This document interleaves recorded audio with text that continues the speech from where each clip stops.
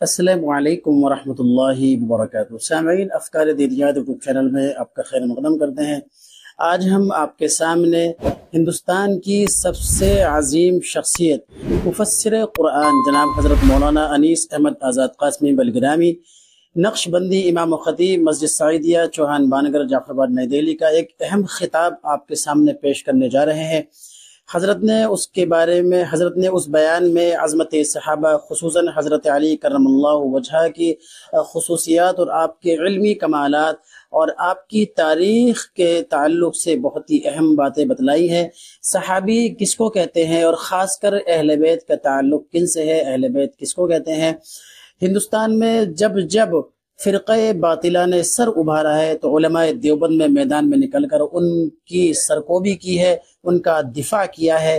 ہندوستان کی باہر بھی جب باطل فرقوں نے سر ابھارا ہے، چاہے وہ تحفظ ناموس رسالت صلی اللہ علیہ وسلم کے اوپر کسی نے انگلی اٹھائی ہو، عظمت صحابہ کے اوپر کسی نے انگلی اٹھائی ہو، اسی طریقے سے صحابہ اکرام رضی اللہ تعالی عنہم اجمعین کی شان میں گستاخی کی ہو، خصوصاً خلفائے راشدین کو برا بھلا کہا ہو، نعوذ باللہ ان کی شان میں گستاخی کی ہو، تو اس سلسلے میں حضرت والا نے بہت اہم اور خصوصی خطاب کیا ہے۔ اس میں تمام چیزوں کو حضرت نے کھل کر کے بتایا ہے اور یہ بھی بتایا ہے کہ آیا صحابہ کرام جو ہے وہ قرآن سے ہیں یا تاریخ سے ہیں، کس نظرے سے صحابہ کو دیکھنا چاہیے، قرآن کریم سے دیکھنا چاہیے یا تاریخ سے دیکھنا چاہیے، اور خیبر کو کس نے فتح کیا۔ ان تمام چیزوں کو حضرت مولانا انیس احمد آزاد قاسمی بلگرامی نے اپنے خصوصی خطاب میں بیان کیا ہے۔ تو آئیے مسجد اصلاح کے ممبر سے حضرت مولانا جناب قاری عارف جبال صاحب امام و خطیب مسجد اصلاح کی دعوت پر حضرت مولانا انیس احمد آزاد قاسمی بلگرامی مسجد میں تشریف لائے اور 9 اگست بعد نماز عشاء سے تقریباً ایک گھنٹہ 45 منٹ یعنی 1.5 گھنٹے کا خصوصی خطاب میں آپ نے پرمغز باتیں بتلائیں، اور آئندہ اس طریقے کی جو فرقہ باطلہ علاقے کے اندر سر ابھاریں گی ان کا سد باب کیا جائے گا۔ علماء اکرام اپنے ممبروں سے عظمت صحابہ کے اوپر بیان کریں گے۔ اسی طریقے سے دیکھنے میں آیا ہے ہمارے معاشرے کے اندر صحابہ اکرام رضوان اللہ تعالی علیہم اجمعین پر انگلی اٹھانا ایک معمول بن گیا ہے، اور حدیثوں کو توڑ بروڑ کر پیش کرتے ہیں۔ وہ حدیث کی سند نہیں دیکھتے ہیں، اس کا راوی نہیں دیکھتے ہیں، اور حدیث سے پہلے جو الفاظ ہیں ان الفاظوں کو یعنی اس کی پوری عبارتیں نہیں پڑھتے ہیں۔ اس حدیث سے پہلے جو تمام احادیث ہیں ان احادیث کا مطالعہ نہیں کرتے ہیں، اس کی تحقیق نہیں کرتے ہیں۔ آیا جو حدیث ہمارے پاس پہنچی ہے اس کی سند کیسی ہے، اس کا راوی کیسا ہے، یہ ہمارے پاس کہاں سے پہنچی ہے، بغیر تحقیق اس حدیث کو پھیلانا شروع کر دیتے ہیں اور لوگ گمراہی کے راستے پر چل پڑتے ہیں۔ تو آئیے حضرت مولانا انیس احمد آزاد قاسمی بلگرامی کا آپ کو خصوصی خطاب سنائیں گے، آپ اس بیان کو سنیں اور انشاءاللہ اپنے علم میں اضافہ فرمائیں۔ بسم اللہ الرحمن الرحیم۔ الحمد للہ الذی انزل علی عبدہ الکتاب ولم یجعل له عوجا وتبارك الذي جعل في السماء بروجا وجعل فيها سراجا وقمرا منيرا وأشهد أن لا إله إلا الله وحده لا شريك له له الملك وله الحمد وأكبره تكبيرا وأشهد أن سيدنا ومولانا محمدا عبده ورسوله الذي أرسل إلى الناس كافة بشيرا ونذيرا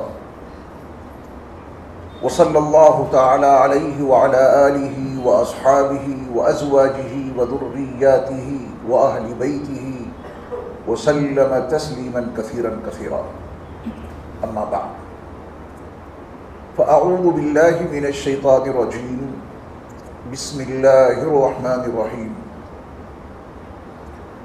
والذين جاءوا من بعدهم يقولون ربنا اغفر لنا ولإخواننا الذين سبقونا بالإيمان ولا تجعل في قلوبنا غلا للذين آمنوا ربنا إنك رؤوف رحيم۔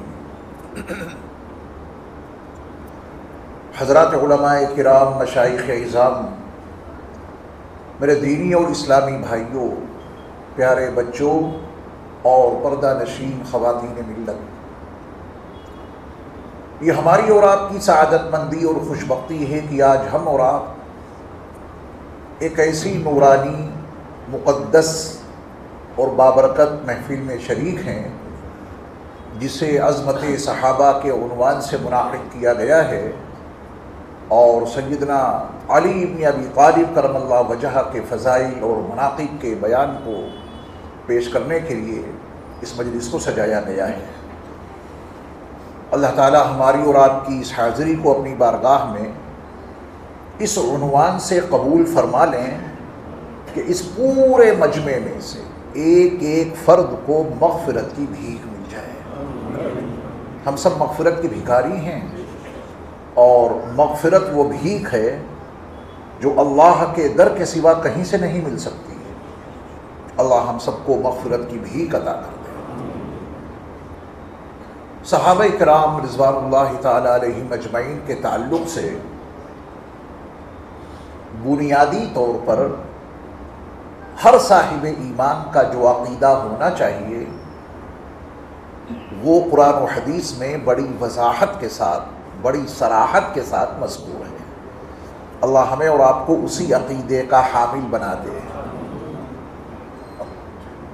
صحابہ کرام رضوان اللہ تعالی علیہم اجمعین تاریخی شخصیات نہیں ہیں، صحابہ قرآنی شخصیات ہیں۔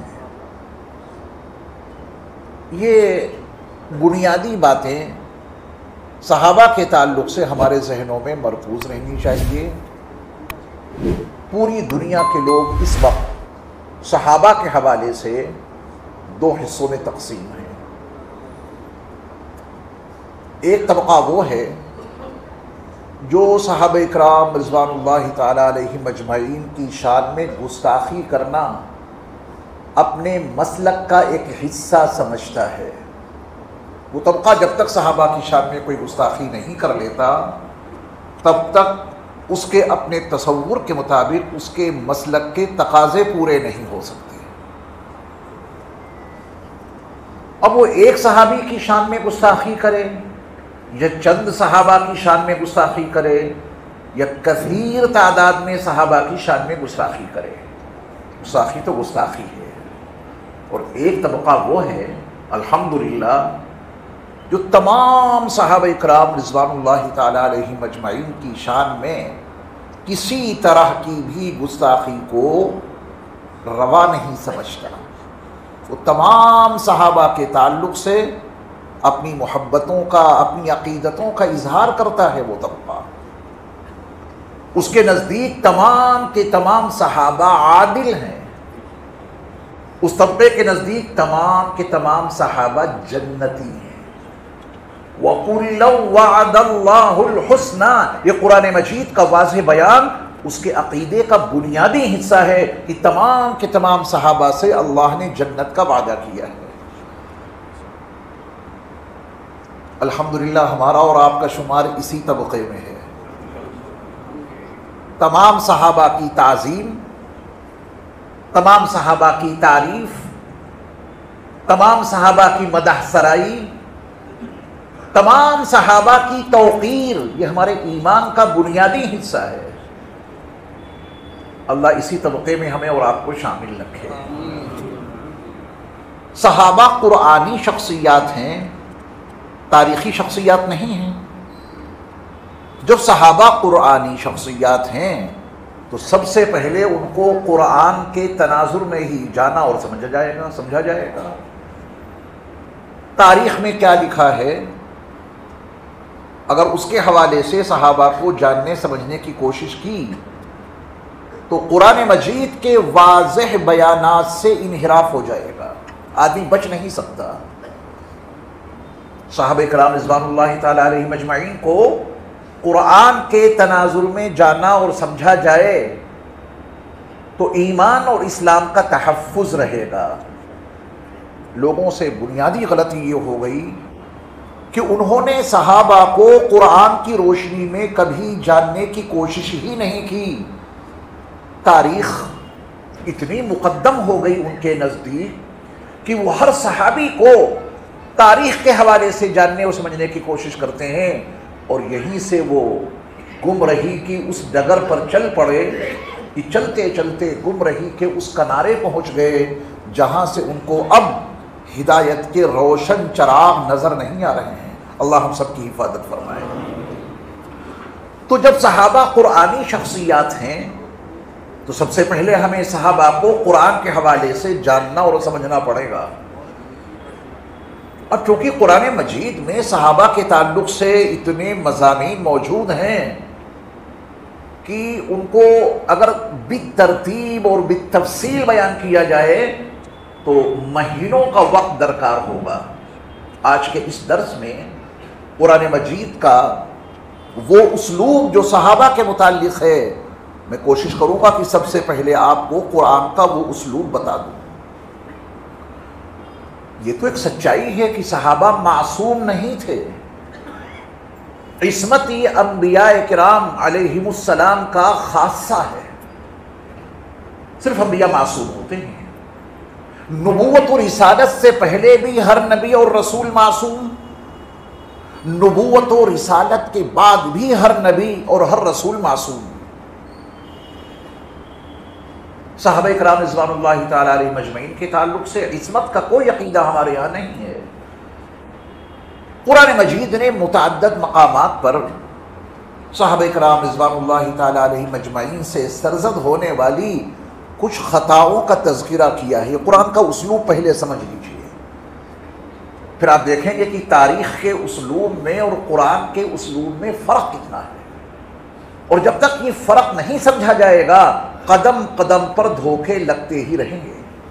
قرآن کا اسلوب متعدد مقامات پہ اللہ تعالیٰ نے قرآن مجید میں صحابہ اکرام رضوان اللہ تعالیٰ علیہ مجمعین کی کچھ غلطیاں بیان کی ہیں، لیکن قربان جائیے قرآن کے اسلوب بیان پر میرے اور آپ کے رب نے جہاں کہیں قرآن مجید میں صحابہ کی کسی غلطی کو اجاگر کیا، رب کعبہ کی قسم فوراً ان کی اس غلطی کی معافی کا اعلان بھی کر دیا۔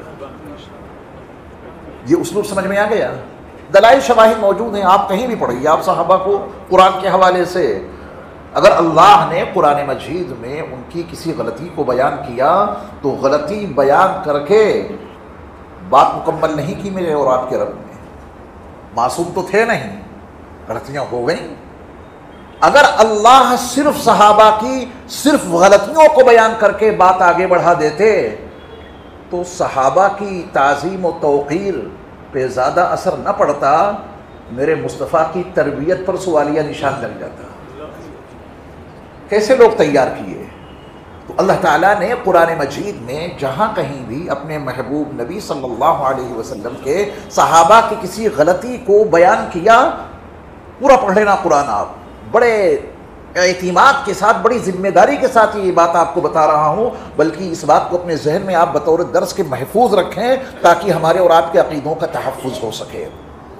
غلطی کے بیان کے فوراً بعد اللہ نے معافی کا اعلان کیا ہے۔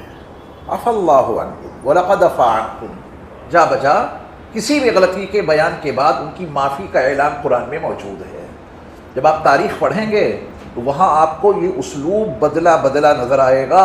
وہاں صرف غلطیوں کا بیان ہوتا ہے، معافی کا کوئی تذکرہ نہیں۔ امت یہاں سے بکھر گئی۔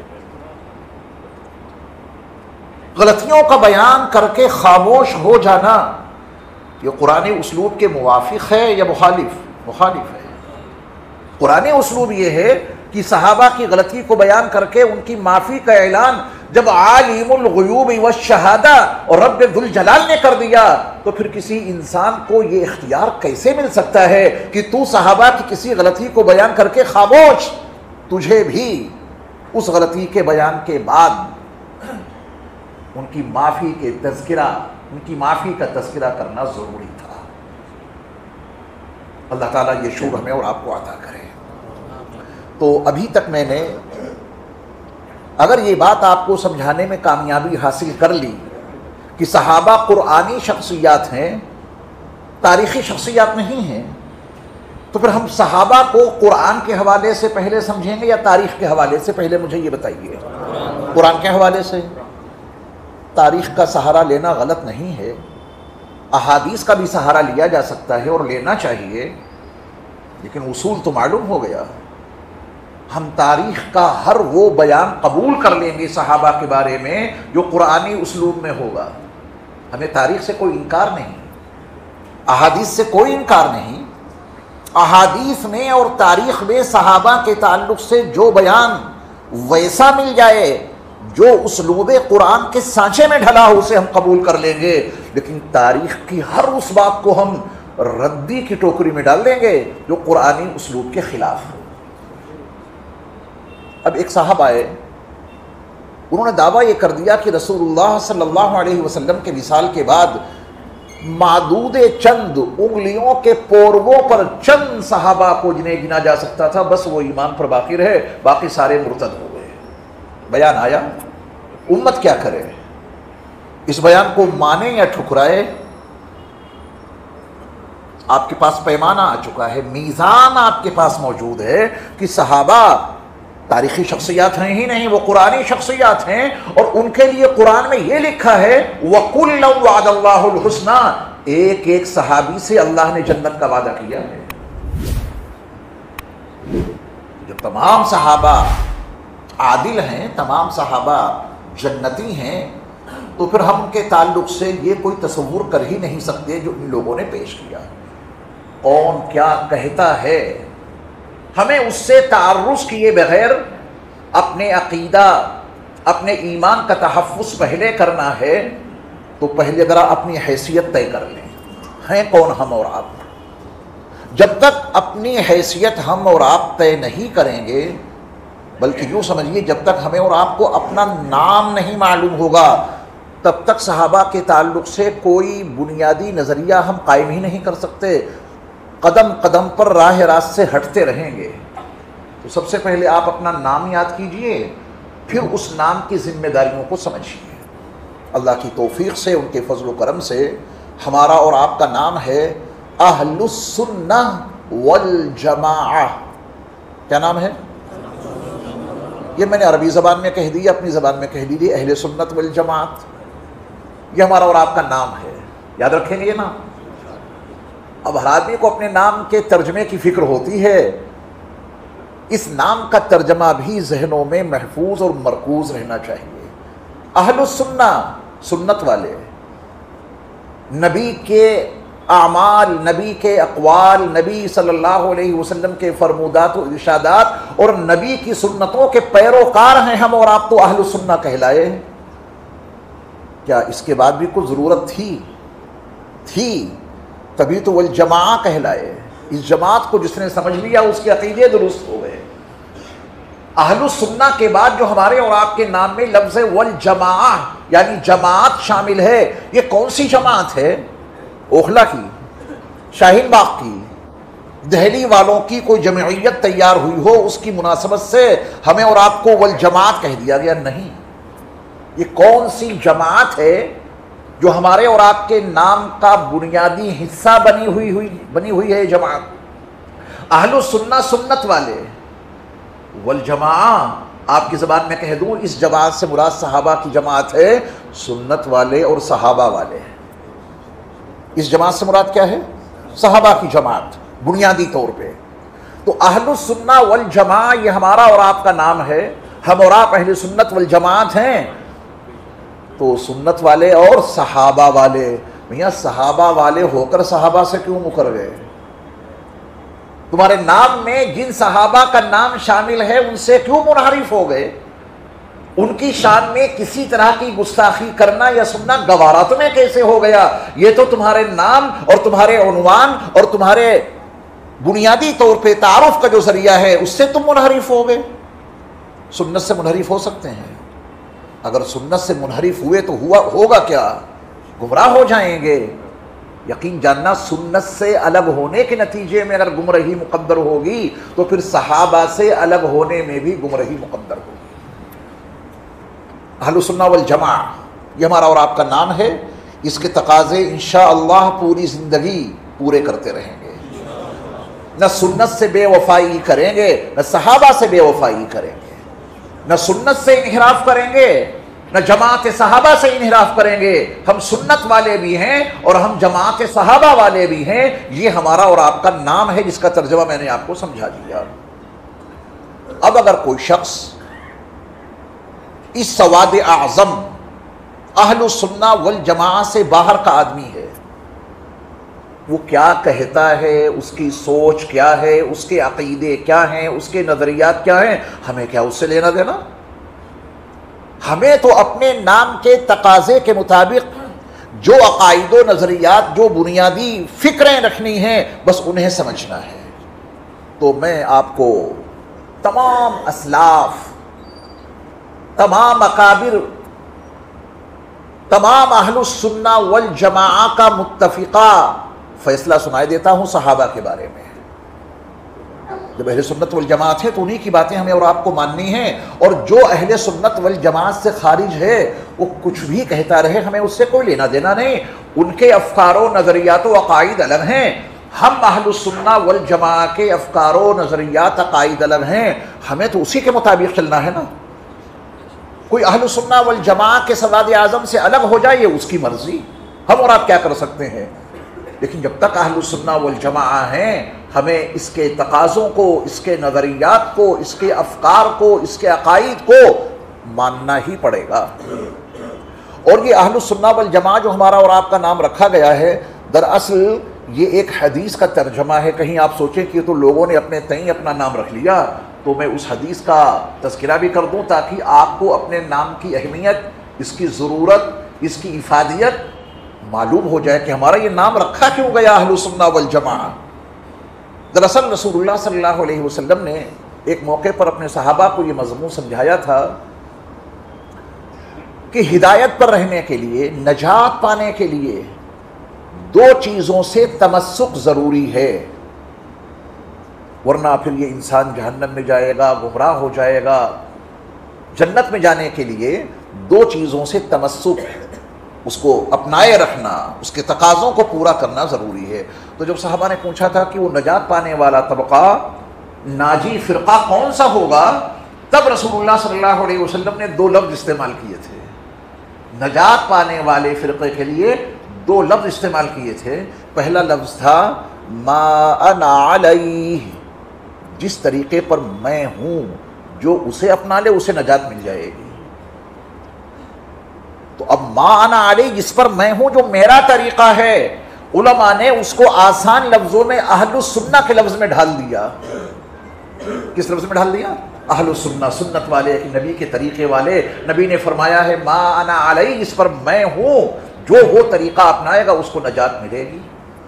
تو ما انا علیہ کا ترجمہ کیا ہوگا؟ اہل السنہ، سنت پہ چلنے والے، نبی کے طریقے پر چلنے والے۔ اگر نبی ما انا علیہ پر ہی ٹھہر جاتے تو ہمارے اور آپ کے نام میں والجماعت نہیں لگ سکتا تھا۔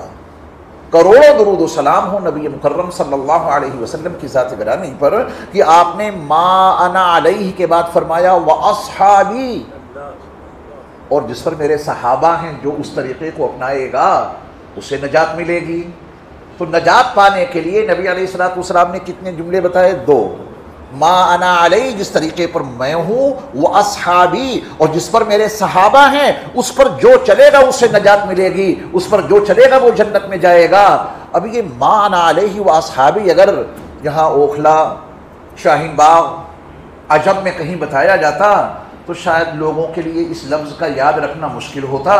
اللہ جزائے خیر عطا فرمائے ان علماء کرام کو کہ جنہوں نے ما انا علیہ و اصحابی کا ایک آسان سا ترجمہ کر کے بتا دیا کہ ما انا علیہ و اصحابی ان لوگوں کو کہتے ہیں کہ جو نبی کے طریقے پر چلیں، صحابہ کو ماننے والے ہوں، اہل السنہ والجماعہ۔ یہ سنت والے بھی ہیں اور صحابہ والے بھی ہیں۔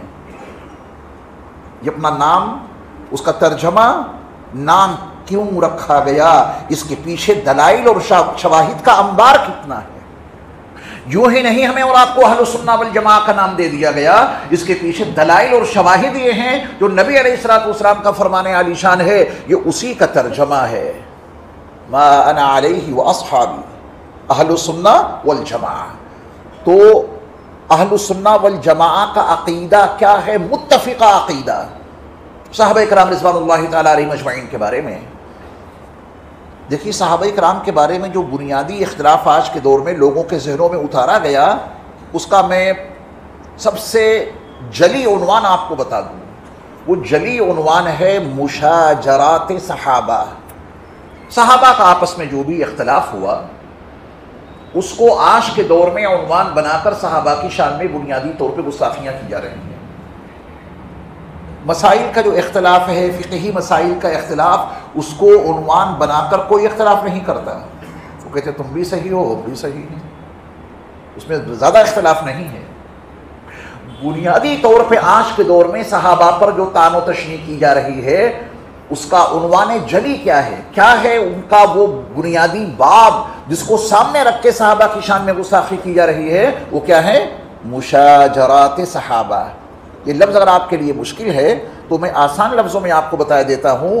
صحابہ کا آپسی اختلاف. اب وہ اختلاف کسی حد تک بھی گیا. یہ صحابہ کا جو آپسی اختلاف ہوا اس کو آج کے دور میں عنوان بنا کر صحابہ کی شان میں گستاخی کی جا رہی ہے. گستاخی کس حد تک پہنچ گئی؟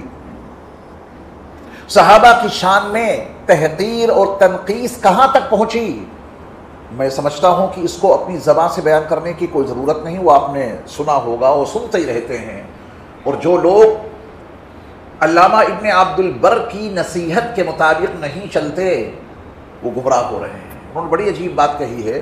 وہ فرماتے ہیں کہ تم ہمیشہ خیر پر برقرار رہو گے اس وقت تک جب تک اپنے پہلے لوگوں سے علم حاصل کرتے رہو گے، تبھی تک تم خیر پہ برقرار رہو گے. اگر یہ چین ٹوٹی، اگر یہ سلسلہ ختم ہوا تو تمہیں گمراہ ہونے سے کوئی نہیں روک سکتا. تو پہلا کون ہے؟ ہم نے اور آپ نے یوٹیوب پہ کچھ سننا شروع کر دیا، جو انہوں نے بتا دیا اسے ہی مان لیا. چین نہیں دیکھی، سلسلہ نہیں دیکھا، کڑی نہیں دیکھی کہ یہ علم پیچھے سے آ رہا ہے. جو بات اس منبر سے کہی جا رہی ہے یہ یہاں سے چلے، معتبر اور مستند سلسلوں سے چلتی ہوئی یہ بات آگے جائے، اصلاح مسجد کے منبر سے وہ بات چلے اور گنبد خضرا کے مکی تک پہنچ جائے، وہ بات ہے خیر والی. جہاں چین ٹوٹے گی، اسلاف سے جہاں تعلق ختم ہوگا، پہلے لوگوں کا علم لینا بند کر دیا، بیچ کے لوگوں سے علم لینا شروع کر دیا. انہوں نے تعبیریں بدل دیں، الفاظ کا مفہوم اور اس کے معنی بدل ڈالے، اس کے سیاق و سباق سے ہٹا کر وہ بات انہوں نے پیش کر دی اپنے نئے انداز میں. گمراہی تو یقینی ہے. علامہ ابن عبد البر کی یہ بات بھی ذہن میں رکھیے گا کہ ہم اور آپ خیر پر اسی وقت رہ سکتے ہیں جب اپنے پہلے لوگوں سے علم حاصل کرتے رہیں. جہاں یہ چین ٹوٹے گی تعبیرات بدلیں گی، نئی نئی باتیں آپ کو بتائی جائیں گی اور نتیجہ یہ ہوگا کہ یہ انسان خیر سے ہٹ کر شر میں مبتلا ہو جائے گا. تو اہل السنہ والجماعہ کا جو ایک طویل سلسلہ ہے، یہ سلسلہ اگر آپ یہاں سے پکڑیں گے تو پورے یقین اور پوری ذمہ داری سے آپ کو بتاتا ہوں کہ اس نام اور اس سلسلے کے حوالے سے آپ دامن مصطفیٰ سے ضرور وابستہ ہو جائیں گے. مان علیہ و اصحابی یہ سلسلہ کبھی ٹوٹا ہی نہیں، اور سلسلے پیچھے تک نہیں جاتے ہیں. جب آپ اور سلسلوں کا تجزیہ کریں گے تو آپ بیچ میں رک جائیں گے، صحابہ تک اور صحابہ کے حوالے سے نبی تک پہنچے ہی نہیں پائیں گے. یہ اہل السنہ والجماعہ وہ ٹائٹل ہے کہ اگر اس کو آپ نے اپنایا اور اس کے تقاضوں کو پورا کیا، اس کو سمجھا اور اس کے مطابق عمل کیا، اس کے تقاضوں کو عملی طور پہ برپا کیا، تو یہ سلسلہ اہل السنہ والجماعہ کا آپ کو اصلاح مسجد سے لے کے چلے گا اور دامن مصطفیٰ سے وابستہ کر دے گا. تو اہل السنہ والجماعہ کا متفقہ اور اجماعی عقیدہ صحابہ کے بارے میں ہے کیا، اسے بھی مضبوطی سے ذہن نشین کیجیے. اہل السنہ والجماعہ کا متفقہ عقیدہ صحابہ کے بارے میں یہ ہے کہ مشاجرات صحابہ کے بارے میں ہر اہل سنت والجماعت کو سکوت اختیار کرنا ہے. آج تہیہ کیجیے کہ آپ ایک کلاس میں بیٹھے ہیں، درس چل رہا ہے، آپ کا سبق چل رہا ہے، شعلہ بیان مقرر کی کوئی گفتگو آپ نہیں سن رہے ہیں، ایک درس ہے آپ کا، اور اللہ کر یہ باتیں ذہن کی گہرائیوں میں اتر جائیں، دلوں کی گہرائیوں میں یہ باتیں اتر جائیں. تو اہل السنہ والجماعہ کا متفقہ عقیدہ مشاجرات صحابہ کے بارے میں کیا ہے؟ سکوت، خاموشی اختیار کرو. جو اہل سنہ والجماعہ اپنے اس عقیدے کے مطابق زندگی گزاریں گے وہ کبھی گمراہ نہیں ہو سکتے، کیونکہ صحابہ کے بارے میں، ان کے مشاجرات کے سلسلے میں ہمیں اور آپ کو جب خاموشی اختیار کرنی ہے تو ہمارا ایمان محفوظ رہے گا، ہمارے عقیدے محفوظ رہیں گے۔ بخاری، مسلم، ترمذی، نسائی، ابن ماجہ، ابو داؤد، مسند الامام احمد ابن حنبل، حدیث کی تمام کتابیں پہلے بھی پڑھی جاتی تھیں، پہلے تو ایسے فتنے نہیں تھے۔ آج یہ فتنے کیوں کھڑے ہو گئے؟ کیونکہ اہل سنہ والجماعہ کے اس اصول کو توڑ دیا گیا۔ مشاجرات صحابہ کے بارے میں اہل سنہ والجماعہ کو سکوت، خاموشی اختیار کرنی تھی۔ اہل سنہ والجماعہ کے چند افراد اس دعوے کے ساتھ میں اٹھے کہ ہم سکوت اختیار نہیں کریں گے، صحابہ کے مشاجرات کو بیان کریں گے، اور صحابہ کے مشاجرات، ان کے آپس کے اختلافات کو جیسے ہی بیان کرنا شروع کیا، یہ امت صراط مستقیم سے منحرف ہوتی ہٹ گئے۔ ان کا دعویٰ یہ ہے کہ مولویوں نے، ایک عام بات ہو گئی ہے آج کے دور میں کہ مولویوں نے ان حدیثوں کو چھپا کے رکھا۔ یہ آپ نے سنا ہوگا بارہا، ہم بتائیں گے مولویوں نے چھپایا نہیں، وہ ساری حدیثیں موجود ہیں، کتابوں میں پرنٹ ہوتی ہیں، کتابوں میں محفوظ ہیں، اور جہاں ان کی تدریس ہوتی ہے ان کو سلیقہ ہے حدیث پڑھ کے سمجھانے کا، ان کو اسلوب آتا ہے۔ کلم الناس علی قدر عقولہم، لوگوں سے ان کی فہم کے مطابق گفتگو کیا کرو۔ مدارس میں محدثین کو، اساتذہ حدیث کو خوب معلوم ہے کہ ان طلبہ کو یہ حدیث سمجھانی ہے، اس کا حقیقی پس منظر کیا ہے، انہوں نے طلبہ کو سمجھا دیا۔ عوام الناس کے بیچ بغیر تشریح، بغیر پس منظر کے، بغیر سیاق اور سباق کے جب ان باتوں کو لایا گیا تو یہ امت گمراہ ہو گئی۔ جہاں سکوت اختیار کرنا تھا، کتمان نہیں، کتمان ہوتا تو حدیث سے اور تمام کتابوں سے ان باتوں کو نکال دیا جاتا۔ کتابوں میں تو وہ باتیں موجود ہیں اور موجود رہے گی، کتمان نہیں ہے، سکوت ہے۔ تو جب اہل سنت والجماعت کا یہ عقیدہ مشاجرات صحابہ کے بارے میں ہمیں اور آپ کو معلوم ہو گیا، اب اگر ہم یوٹیوب پہ کوئی ایسی بات سنتے ہیں کہ وہ دو صحابہ کے اختلاف کو بیان کر کے ایک کو حق پر اور دوسرے کو باطل پہ ٹھہرانے کی کوشش کرتا ہے، تو آپ اپنے مسلک پر قائم رہیں گے یا اپنے مسلک اہل سنہ والجماعہ سے ہٹ کے کسی اور مسلک میں داخل ہو جائیں گے؟ کریں گے کوشش انشاءاللہ کہ ہم اپنے مسلک پر قائم رہیں۔ جو شخص بھی مشاجرات صحابہ کو اور صحابہ کے اختلافات کو بیان کر رہا ہے وہ ہمارے مسلک کا آدمی ہی نہیں، ہم اس کی بات کیوں سنیں، وہ کچھ بھی بکواس کرے۔ ہمیں تو اپنے مسلک پر قائم رہنا ہے کہ مشاجرات صحابہ میں سکوت اختیار کرنا ہے۔ اب یہ دور بولنے اور پڑھنے کا رہا ہی نہیں۔ جس دور سے ہم اور آپ گزر رہے ہیں یہ دور ہے دیکھنے اور سننے کا۔ کتب خانے کم ہوتے جا رہے ہیں، کتابیں مارکیٹ سے غائب ہو رہی ہیں، خریدنے والا کوئی نہیں ہے۔ یہ دور پڑھنے کا نہیں رہا، اسٹڈی اور مطالعے کا دور ختم ہو گیا۔ یہ دور کیسا ہے؟ سننے کا اور دیکھنے کا۔ اب سکوت کا ترجمہ آج کے اس دور میں تھوڑا ہمیں بدلنا پڑے گا۔ آپ کہیں گے ہم کہاں بول رہے ہیں، ہم تو خاموش ہیں۔ جس زمانے میں بولا جاتا تھا، کتابیں پڑھی جاتی تھیں، اس زمانے میں سکوت کا عقیدہ دیا گیا کہ تمہیں صحابہ اکرام کے مشاجرات میں سکوت، خاموشی اختیار کرنی ہے۔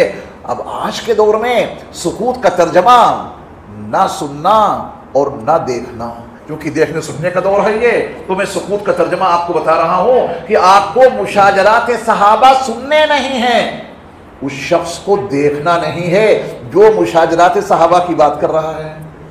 سکوت کا ترجمہ سمجھ گئے؟ ان کی بات سننی نہیں، چونکہ سننے اور دیکھنے کا دور ہے یہ، بولنے کا دور نہیں۔ چند لوگ بولتے ہیں، باطل سب سنتے ہیں اور سن سن کر ان کے عقیدے خراب ہو رہے ہیں۔ ان بولنے والوں کو دیکھ دیکھ کر عقیدے خراب ہو رہے ہیں، کیونکہ ایک شخصیت آپ کے نزدیک بڑی معتبر ہے، پہلے آپ ان کی شخصیت سے متاثر رہے، ان کے علم سے متاثر رہے، ان کے وقار سے، ان کے نسب سے، ان کی نسبتوں سے آپ متاثر رہے۔ اچانک وہ بندہ اہل سنہ والجماعہ کی صف سے باہر نکل گیا، مشاجرات صحابہ کو موضوع چھیڑ دیا، تو عقیدتیں تو ان سے پہلے ہی وابستہ تھیں، ان کو دیکھا کہ حضرت یہ بات کہہ رہے ہیں، تو آپ تو اہل سنت والجماعت کے عقیدے کے اجماعی عقیدے سے منحرف ہو گئے۔ وہاں کہا گیا تھا سکوت اختیار کرنا، سکوت کا ترجمہ اب نہ دیکھنا ہے نہ سننا ہے۔ کیوں دیکھ رہے ہیں ان کو، کیوں سن رہے ہیں ان کو؟ یہ بات واضح ہو گئی۔ اب آپ کہہ سکتے ہیں کہ صاحب صحابہ اکرام کے بارے میں جو یہ کچھ بتا رہے ہیں، ہر مرتبہ ان کا یہ کہنا ہوتا ہے کہ ہم صحیح حدیث سنا رہے ہیں، اور وہ حدیث کا نمبر بھی بتا دیتے ہیں، کتاب کا نام بھی بتاتے ہیں، حدیث کا نمبر بھی بتاتے ہیں، اور حدیث کی حیثیت سے بھی آگاہ کرتے ہیں یہ صحیح حدیث ہے۔ پھر کیوں نہ سنیں اور کیوں نہ مانیں؟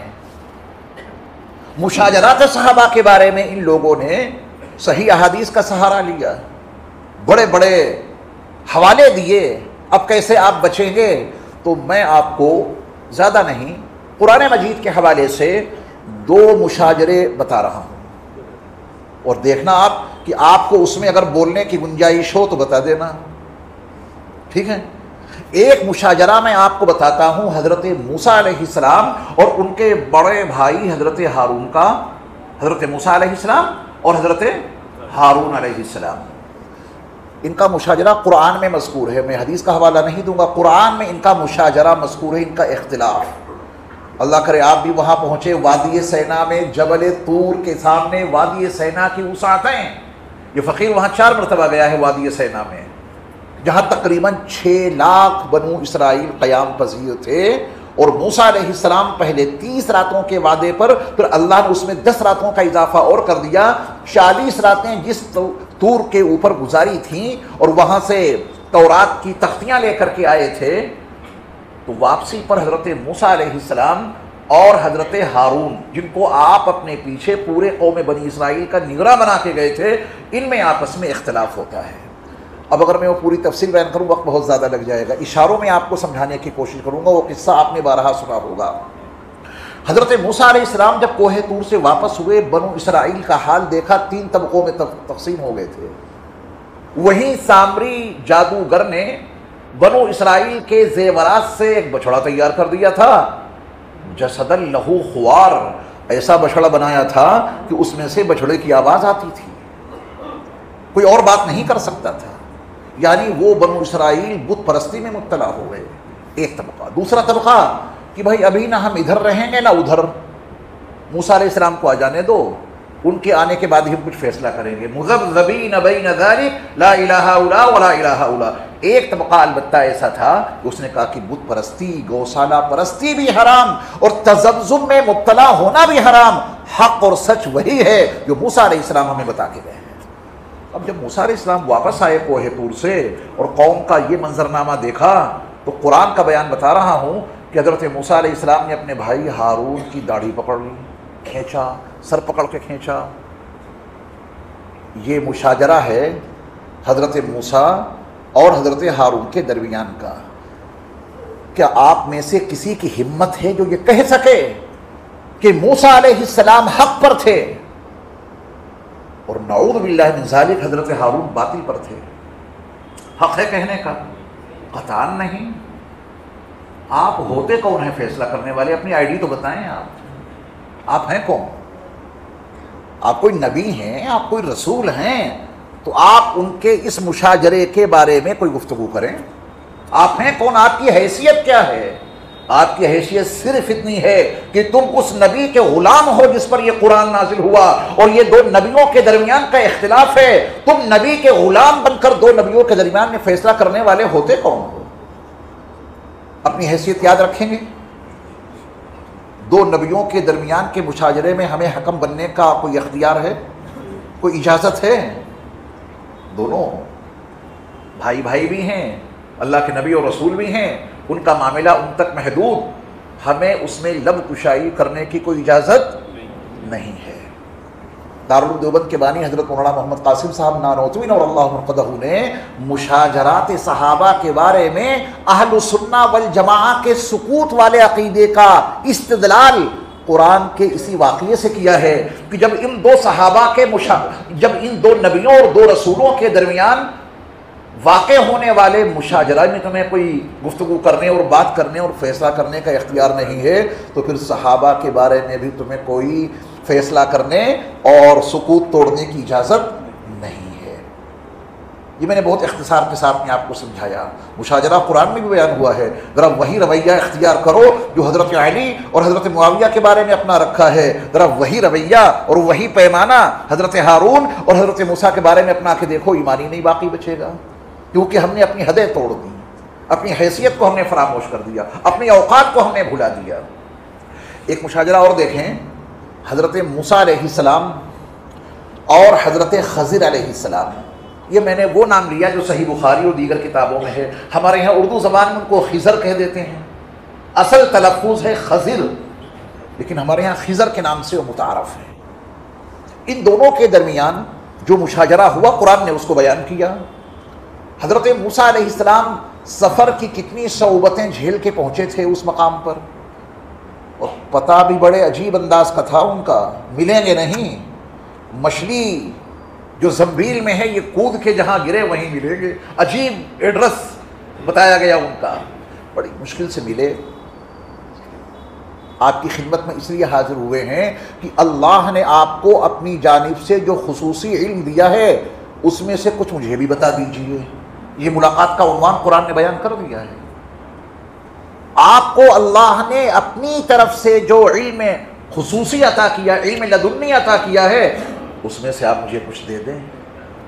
تو حضرت خضر علیہ السلام نے پہلی فرصت میں یہ کہہ کر منع کر دیا کہ آپ میرے ساتھ ٹھہر ہی نہیں سکتے. جب آپ میرے ساتھ رک نہیں سکتے تو علم کیسے دوں گا آپ کو؟ عجیب بات ہے، کتنی صعوبتیں جھیل کے گئے. اور بھیجا اللہ نے.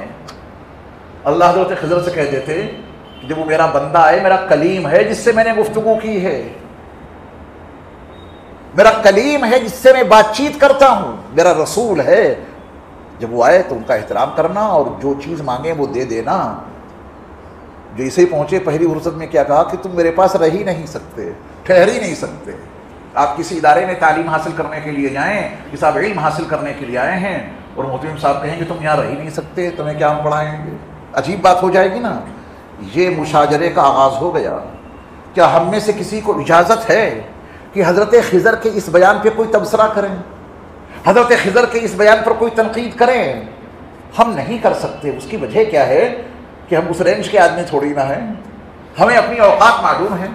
اگر کوئی آدمی ان کے اس بیان پر تبصرہ کرنے کے لیے قدم آگے بڑھاتا ہے تو فوراً آئی ڈی مانگی جائے گی. آپ کوئی رسول ہیں کیا؟ اپنی آئی ڈی دیجیے. آپ کوئی نبی ہیں کیا جو آپ ان کے درمیان مشاجرے پہ کوئی تبصرہ کرنے کے لیے قدم آگے بڑھا رہے ہیں؟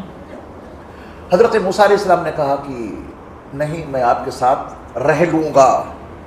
اپنی زبان میں عرض کر دوں، آپ کی ہر شرط مجھے منظور ہوگی.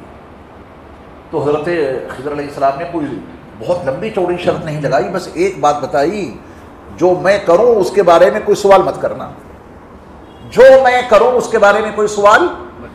معاہدہ ہو گیا. کس سے ہوا؟ اللہ کے کلیم سے. اور جب چلے اور ایک کشتی پہ سوار ہوئے، کشتی والے نے پیسے بھی نہیں لیے. وہ وجود دیکھ کر، بڑے اللہ والے نیک لوگ ہیں، ان سے کیا پیسے لیں، کرایہ بھی نہیں لیا. اور جیسے اس کنارے پہنچے، حضرت خضر نے اس کی کشتی کو توڑ دیا ایک حصے سے. اب ظاہر بات ہے کہ موسیٰ علیہ السلام نے فوراً سوال کر لیا. جس بات سے منع کیا تھا حضرت خضر نے، وہ فوراً سوال کر لیا انہوں نے. تو حضرت خضر نے کہا کہ میں نے تم سے پہلے ہی کہا تھا کہ تم میرے ساتھ رہ نہیں سکتے، سوال نہ کرنا، منع کیا تھا. اور پھر آپ نے پوچھا. حضرت موسیٰ علیہ السلام نے اعتذار کیا، اپنا عذر بیان کیا کہ آئندہ نہیں پوچھوں گا، اس بات کو یہیں موقوف کر دیجیے. آگے بڑھے تو ایک جوان ہونے کے قریب، بالکل چھوٹا بچہ نہیں تھا، بڑا تھا. حضرت خضر نے اس کو دیکھا، اسے مارا، گردن مروڑ دی. اور تھوڑا بہت نہیں مارا، جان سے مار ڈالا اس کو. اس کی کوئی خطا تھی سامنے؟ چوری، زنا، قتل، بغاوت، سرکشی کچھ بھی نہیں. لڑکا ہے، جا رہا تھا، گلی میں کھیل رہا تھا، پکڑا، اسے جان سے مار ڈالا. موسیٰ علیہ السلام سے نہیں رہا گیا. انہوں نے فوراً ٹوکا کہ ایک پاکیزہ نفس کو آپ نے قتل کر دیا، یہ تو بڑا عجیب کام ہے. کیا ہمیں اور آپ کو اختیار اور اجازت ہے کہ حضرت خضر حضرت موسیٰ کے درمیان کے اس معاملے پہ کوئی تبصرہ کریں کہ یہ حق پر ہیں وہ نا حق پر ہیں اور میں تمہیں قرآن سنا رہا ہوں، حضرت خضر کو یہ کرنا چاہیے تھا اجازت سے تبصرہ کرنے کی؟ کریں گے تو ایمان بچے گا۔ وہ تیسرا واقعہ بھی آپ کے علم میں ہوگا کہ ایک بستی میں گئے، بھوک لگ رہی تھی، کھانا مانگا، بستی والے پتہ نہیں کتنے غیر تربیت یافتہ لوگ تھے، انہوں نے ان دو مسافروں کو کھانا دینے سے انکار کر دیا۔ پتہ نہیں کون لوگ ہوں گے وہ، ورنہ دو مسافروں کو کھانا کھلانا یہ کوئی بڑی بات نہیں۔ آپ کے یہاں کوئی اجنبی آدمی آ جائے تو اسے کھانا تو کھلا ہی دیں گے۔ یہ تکوینی امور ہیں۔ کیا ہیں؟ تکوینی امور۔ اللہ نے ان کا ذہنی بنا دیا کہ کوئی اور آئے تو اسے کھلا دینا، ان دو کو نہ کھلانا۔ ان دو کو نہیں کھلایا انہوں نے۔ اب جب کھانے سے منع کر دیا گیا کہ کھانا نہیں ملے گا، آگے بڑھے تو ایک دیوار گر رہی تھی، گرنے والی تھی۔ حضرت خضر نے فرمایا کہ موسیٰ ذرا ساتھ دو، ہم دونوں مل کے اس گرتی ہوئی دیوار کو دوبارہ بنا دیں گے۔ ایسا نہیں کہ سیدھا کر دیا ہو، گر رہی دیوار کو گرا کے پھر اس کو اثر نو بنیادی طور پہ اس کو کھڑا کیا۔ کتنی محنت، کتنا مجاہدہ۔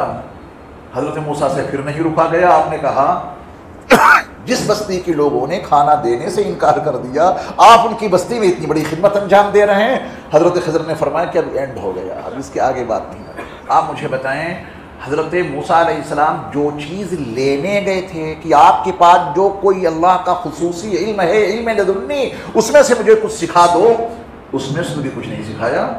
سفر کرایا اور سفر میں ہی 3 واقعے ایسے پیش آ گئے کہ بس اس کا راز تو کھولا، باقی کوئی اور چیز نہیں بتائی ان کو۔ راز کھول دیا۔ قرآن میں اس کی پوری تفصیل موجود ہے، اگر میں اس کا تذکرہ کروں گا تو آپ کا بہت وقت استعمال ہو جائے گا۔ بات تو واضح ہو گئی۔ 3 واقعے پیش آئے، آپ ان تینوں واقعے میں کس کو صحیح کہیں گے، کس کو غلط؟ کہ صاحب موسیٰ علیہ السلام نے جب عہد کر لیا تھا تو معاہدے کی خلاف ورزی نہیں کرنی چاہیے تھی۔ اجازت ہے اور آپ کو ایسا کہنے کی؟ اور حضرت خضر کو تو اس کی کشتی توڑنی ہی نہیں چاہیے تھی۔ جس غریب نے پیسے بھی نہیں لیے، کرایہ بھی نہیں لیا، اس کی کشتی توڑ ڈالی، اور ایک معصوم سے انسان کو قتل کر کے ملا انہیں کیا؟ اور جو لوگ اتنے انسانیت کے دشمن ہوں کہ مسافر باہر کے آدمیوں کو 2 لوگوں کو کھانا نہ کھلا سکیں، تو ان کی بستی میں اس دیوار کو اٹھانے کی ضرورت کیا تھی؟ پڑھ لو قرآن کے حوالے سے قصہ۔ سکوت، خاموش، ان دونوں کے معاملے میں آپ کو اور ہمیں تبصرہ کرنے کی قطعاً کوئی اجازت نہیں ہے۔ تبصرہ کریں گے تو ایمان نہیں بچے گا۔ کوئی تبصرہ کرنے کے لیے آئے تو اس سے پوچھا جائے اپنی آئی ڈی دے دو، یا تو نبی ہو تو تبصرہ کرو، یا مقام خضر پہ فائز ہو تو تبصرہ کر لو۔ نہ تم نبی ہو نہ مقام خضر پہ فائز ہو تو تمہیں اس میں تبصرہ کرنے کی قطعاً کوئی اجازت نہیں ہو سکتی۔ اب صحابہ کے جو مشاجرات ہیں، آج ان کو عنوان بنا کر صحابہ کی شان میں گستاخیاں کی جا رہی ہیں۔ اب ان سے پوچھا جائے کہ تمہاری اوقات کیا ہے، تمہاری حیثیت کیا ہے کہ جو تم مشاجرات صحابہ کے بارے میں کود پڑے؟ اپنی آئی ڈی دو۔ فتح مکہ سے پہلے ایمان لانے والوں میں تم شامل ہو یا فتح مکہ کے بعد ایمان لانے والوں میں شامل ہو؟ السابقون الاولون میں تمہارا شمار ہے؟ انصار میں، مہاجرین میں تمہارا شمار ہے؟ تم بدری ہو، احد میں شریک ہوئے تھے، فتح مکہ میں تمہارا کوئی کردار ہے؟ اپنی اوقات سمجھو۔ یہ صحابہ کے مشاجرات ہیں، ان میں اہل السنہ والجماعہ کا بنیادی عقیدہ سکوت ہے۔ جس طرح موسیٰ اور ہارون علیہ السلام کے معاملے میں تم لب کشائی نہیں کر سکتے، جس طرح حضرت موسیٰ حضرت خضر کے معاملے میں تم لب کشائی نہیں کر سکتے، اسی طرح تم نبی آخر الزمان حضرت محمد صلی اللہ علیہ وسلم کے صحابہ کے مشاجرات میں بھی لب کشائی نہیں کر سکتے، نہ سن سکتے ہو، نہ ایسے لوگوں کو دیکھ سکتے ہو۔ ہمیں اوروں سے کوئی شکوہ نہیں، ان کا جو بھی مسلک ہو، ان کے مسلک میں تو صحابہ کی شان میں گستاخی شامل ہے، وہ کریں گے۔ آپ اپنا نام یاد رکھیں، اہل السنہ والجماعہ، اور اہل السنہ والجماعہ کا جو متفقہ اجماعی عقیدہ ہے مشاجرات صحابہ کے بارے میں، وہ اپنائیں گے تو راہ اعتدال پر قائم رہیں گے۔ اگر اس سے منحرف ہو گئے تو راہ اعتدال سے منحرف ہو جائیں گے۔ کیا میں اتنی باتیں آپ کو سمجھانے میں کچھ کامیاب رہا؟ دیکھیے، عظمت صحابہ کا ہی حصہ ہے یہ میں نے بیسک بنیادی سبق جو عظمت صحابہ کا ہے وہ میں نے آپ کو واضح ہو گئی۔ یہ ہیں صحابہ، ان کو ہلکے میں مت لینا۔ ان کی بعثت کی دعا، نبی کی مصاحبت کے ساتھ ان کی دعا یہ قرآن میں مذکور ہے. تبھی میں نے کہا کہ صحابہ تاریخی شخصیات نہیں ہیں، صحابہ قرآنی شخصیات ہیں. اس دعا میں نبی آخر الزمان حضرت محمد صلی اللہ علیہ وسلم کی بعثت کی ہی دعا نہیں ہے، بلکہ ان کے صحابہ کے مبعوث ہونے کی بھی دعا شامل ہے. نبی نے ان کو سنوارا اور بنایا، تو ان کے سنوارنے، نبی کے سنوارنے اور بنانے کے نتیجے میں وہ کیسے بنے، وہ تو ہر صحابی مقام عظمت پر ایسا فائز ہوا کہ ہم سب کو اپنے عقیدوں میں حقائق اور دلائل اور شواہد کی روشنی میں یہ بات شامل کرنی پڑے گی کہ تمام کے تمام صحابہ عادل ہیں. تمام کے تمام صحابہ عادل ہیں. اگر یہ کہہ دیا کہ بھئی زیادہ اکثر تو عادل ہیں لیکن فلاں نہیں فلاں نہیں فلاں نہیں، تو وَيُزَكِّيهِمْ کا ترجمہ آپ نے بگاڑ دیا. وَيُزَكِّيهِمْ کا ترجمہ بگاڑے گا.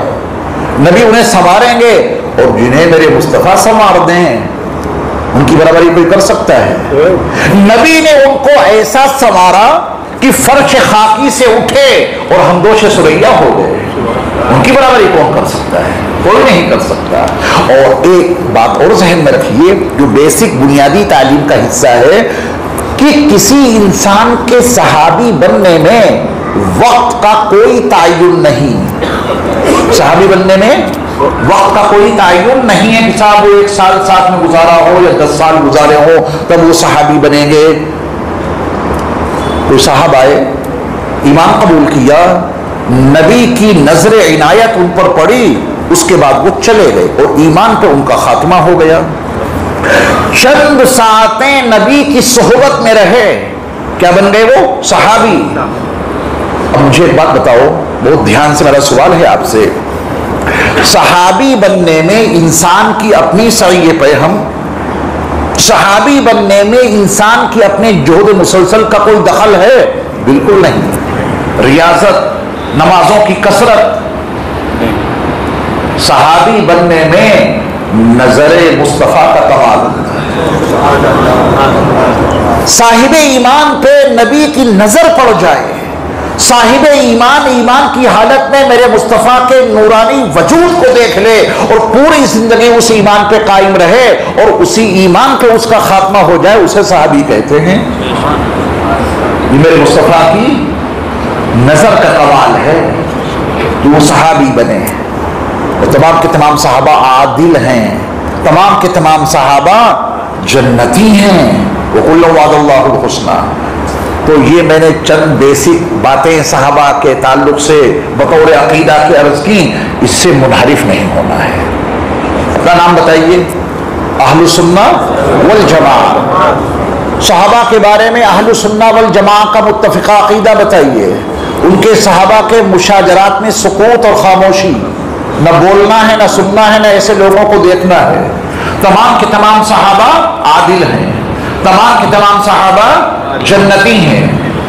مشاجرات صحابہ میں ہمیں کوئی گفتگو کرنے کی اجازت نہیں ہے. جس طرح انبیاء کے بارے میں، رسولوں کے بارے میں قرآن میں اللہ کا فیصلہ ہے کہ تِلْكَ الرُّسُلُ فَضَّلْنَا بَعْضَهُمْ عَلَىٰ بَعْضٍ. یہ رسول ہیں، ہم نے ان میں سے کسی کو کسی پر فوقیت بخشی ہے. وہی عکس صحابہ میں نظر آئے گا. تمام صحابہ ہیں تو جنتی، تمام صحابہ عادل. اللہ کا رسول انبیاء اور رسول کے بارے میں یہ رہا کہ ان میں اللہ تعالیٰ نے کسی کو جزوی طور پہ کسی کے اوپر فوقیت بخشی. بس یہی عکس آپ کو پیارے نبی کے صحابہ میں بھی دکھے گا. کوئی کسی پر جزوی فوقیت رکھتا ہے، فضیلت رکھتا ہے. رسول اللہ صلی اللہ علیہ وسلم نے اپنے صحابہ کے مناقب بیان کیے. احادیث کی کتابوں کا آپ مطالعہ کریں گے تو محدثین نے مستقل چیپٹر قائم کیے.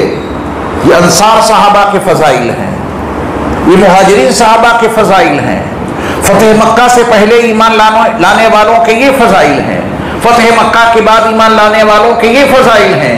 جو بدر میں شریک ہو گئے ان کا مقام یہ ہے. صلح حدیبیہ میں ایک درخت کے نیچے جنہوں نے بیعت کر لی ان کا مقام یہ ہے. پھر ناموں کے ساتھ ابو بکر رضی اللہ تعالی عنہ، حضرت عمر فاروق رضی اللہ تعالی عنہ، حضرت عثمان غنی رضی اللہ تعالی عنہ، حضرت علی بن ابی طالب کرم اللہ وجہ، اور دیگر صحابہ کے نام لے لے کر رسول اللہ صلی اللہ علیہ وسلم نے ان کے فضائل اور مناقب بیان فرمائے ہیں۔ فضائل عظمت صحابہ کے حوالے سے آج جس عظیم صحابی خلیفہ راشد کا نام ہمارے اور آپ کے درس میں شامل ہے وہ ہے سیدنا علی بن ابی طالب کرم اللہ وجہہ۔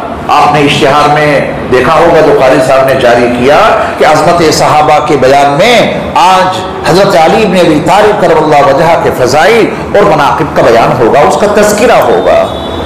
آپ نے نام سنا ہوگا امام احمد ابن حنبل رحمۃ اللہ علیہ کا، مسند الامام احمد ابن حنبل، آپ ہی کی مائے ناز کتاب ہے حدیث کے موضوع پر، حدیث پر۔ تو امام احمد ابن حنبل علیہ الرحمہ نے کتاب لکھی ہے، اس کتاب کا نام یاد کیجئے فضائل الصحابہ۔ امام احمد ابن حنبل نے مسند الامام احمد ابن حنبل سے الگ یہ کتاب مرتب کی جس کا نام رکھا فضائل الصحابہ۔ اس میں تمام صحابہ کے فضائل آپ نے ذکر کیے ہیں۔ تو اللہ کبھی آپ کو توفیق عطا فرمائے تو پڑھ لینا، اردو میں بھی دستیاب ہے، اس کا ترجمہ ہو گیا ہے۔ اس میں امام احمد ابن حنبل رحمۃ اللہ علیہ نے ایک بڑی عجیب بات کہی ہے۔ وہ فرماتے ہیں کہ فضائل کے باب میں نبی کی زبان سے جتنے فضائل حضرت علی بن ابی طالب کے لیے بیان ہوئے اتنے فضائل کسی اور صحابی کے لیے نبی نے بیان نہیں فرمائے۔ تمام نبیوں کی تو تمام صحابہ اور تمام صحابیات کے جتنے فضائل رسول اللہ صلی اللہ علیہ وسلم نے بیان کیے ہیں ان تمام صحابہ میں سب سے زیادہ فضائل زبان مصطفیٰ سے جو ادا ہوئے ہیں وہ کس کے لیے؟ حضرت علی بن ابی طالب کرم اللہ وجہہ کے لیے۔ اتنے فضائل کسی اور کے بیان نہیں کیے رسول اللہ صلی اللہ علیہ وسلم نے، سب سے زیادہ فضائل۔ اور جب آپ فضائل الصحابہ پڑھیں گے اور اس کا علی ابن ابی طالب والا چیپٹر دیکھیں گے تو اتنی حدیثیں ہیں، اتنے فضائل اس میں ذکر کیے ہیں امام احمد بن حنبل رحمۃ اللہ علیہ نے کہ اتنے فضائل کسی اور صحابی کے ذکر نہیں کیے، کیونکہ نبی علیہ الصلوۃ والسلام نے اتنے فضائل کسی اور کے لیے بیان نہیں کیے۔ صحیح مسلم کی ایک حدیث سنیے اور اسی ایک حدیث سے مقام علی مرتضیٰ جاننے اور سمجھنے کی کوشش کیجیے۔ اور صحیح مسلم کی اس حدیث کا راوی کوئی اور نہیں، خود سیدنا علی بن ابی طالب کرم اللہ وجہہ ہیں۔ وہ فرماتے ہیں کہ رسول اللہ صلی اللہ علیہ وسلم نے میرے بارے میں فرمایا جو شخص مجھ سے یعنی علی سے محبت کرتا ہے، علی سے اس کی محبت اس کے مومن ہونے کی علامت ہے۔ اللہ ہم سب کو، تمام صحابہ اور حضرت علی بن ابی طالب کرم اللہ وجہہ کی وہ سچی محبت عطا کر دے۔ دعا تو مانگتے رہنا چاہیے ہونے کے باوجود۔ اس جملے پہ دھیان دیا آپ نے؟ کہیں آپ کہیں کہ صاحب یہ دعا کرا رہے ہیں کہ اللہ عطا کر دے، اس کا مطلب محبت ہے نہیں۔ اللہ سے چیزیں مانگی جاتی ہیں ہونے کے باوجود۔ مکان ہے اور مانگو، اور مانگنے کا یہ مطلب نہیں کہ مکان نہیں، کھانا گھر میں رکھا ہے اور مانگو، رزاق ہے وہ۔ تو الحمدللہ ہم سب کے قلوب محبت علی سے خوب سرشار ہیں، ہم تو اور زیادہ کے طلبگار ہیں، کیونکہ علی بن ابی طالب سے محبت یہ ایمان کی علامت ہے اور حضرت علی سے بغض یہ نفاق کی نشانی ہے۔ اب جو اہل السنہ والجماعہ ہیں وہ تمام صحابہ سے بھی محبت رکھتے ہیں، حضرت علی سے بھی بھرپور محبت رکھتے ہیں، یہی تو ان کے مومن ہونے کی نشانی ہے۔ اور کوئی آدمی تمام صحابہ سے محبت رکھے اور حضرت علی سے بغض رکھے وہ مومن ہے ہی نہیں۔ میرے مصطفیٰ علیہ الصلوۃ والسلام نے فرمایا کہ یہ منافق ہے، کیونکہ میرے ایک صحابی سے اگر یہ منحرف ہوا تو یہ منافق ہی ہوگا۔ تمام کے تمام صحابہ عادل ہیں۔ صحیح مسلم کی اس حدیث کے تناظر میں آپ دیکھیں کہ حضرت علی بن ابی طالب کرم اللہ وجہہ سے محبت کو رسول اللہ صلی اللہ علیہ وسلم نے کس زاویے سے بیان کیا ہے۔ اور جو باب المناقب ہوتا ہے، جو ابواب المناقب ہوتے ہیں، ان کی خصوصیت ہے، نبی و رسولوں کے جو فضائل قرآن میں مذکور ہیں اس میں بھی وہ خصوصیت ہے، اور صحابہ کے فضائل میں بھی وہ خصوصیت ہوتی ہے کہ کسی ایک صحابی کے حوالے سے آپ علیہ الصلوۃ والسلام نے جو فضیلت بیان کی ہے وہ اس کا خصوصی امتیاز ہوتا ہے. اس کا یہ مطلب نہیں کہ اس خصوصی امتیاز کے تناظر میں ان کے ساتھ میں تو محبت کا معاملہ کرو اور اوروں کے ساتھ میں بغض کا معاملہ کرو. یہ ان کا بلند مقام رسول اللہ صلی اللہ علیہ وسلم نے بیان کر دیا کہ علی سے محبت یہ ایمان کی نشانی ہے اور علی سے بغض یہ نفاق کی نشانی ہے. اللہ ہم سب کو صحابہ کی بھی محبت عطا فرمائے اور اہل بیت کی بھی حقیقی محبت عطا فرمائے. لندن میں عظمت صحابہ پہ میں نے بیان کیا اور بیان سے فارغ جب ہوا تو مجھ سے ایک صاحب نے سوال کیا. جو میں نے ان کو وہاں جواب دیا تھا وہ جواب میں آپ کو صرف سناؤں گا نہیں بلکہ یاد کراؤں گا چونکہ بڑے کام کی چیز ہے. حضرت علی کرم اللہ وجہہ کی جو خصوصیت وہ ہے وہ یہ ہے کہ آپ صحابی بھی ہیں اور ساتھ میں اہل بیت بھی ہیں. صحابی بھی ہیں اور ساتھ میں کیا ہیں؟ اہل بیت. رسول اللہ صلی اللہ علیہ وسلم نے آپ کو اہل بیت میں شامل کیا. اس کا واقعہ احادیث میں موجود ہے. موقع ملے گا تو میں ابھی آپ کو سنا بھی دوں گا.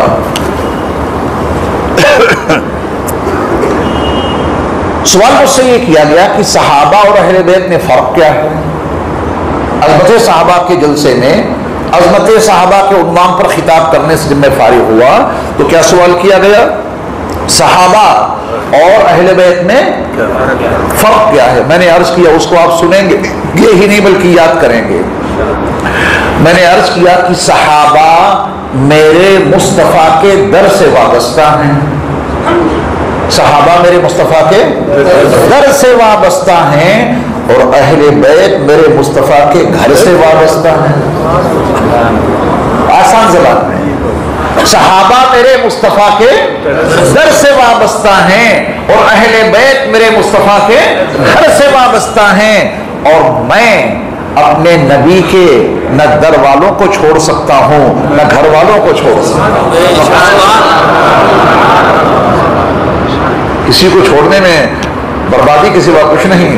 در والوں کو چھوڑو گے تو خیر نہیں, گھر والوں کو چھوڑو گے تو خیر نہیں. ہم تو نبی کے چاہنے والے ہیں, نبی کے غلام ہیں. جو نبی کے در سے وابستہ ہو جائے وہ بھی میرے لیے قابل احترام ہے اور جو نبی کے گھر سے وابستہ ہو جائے وہ بھی ہمارے اور آپ کے لیے بے پناہ قابل احترام ہے. یاد رکھیں یہ جملہ. اس کی تبلیغ کرنی ہے آپ کو, اس کی دعوت دینی ہے, لوگوں تک پہنچاؤ یہ پیغام. کیونکہ گھر اور در کے حوالے سے آج لوگوں نے بڑے فتنے برپا کر دی ہیں.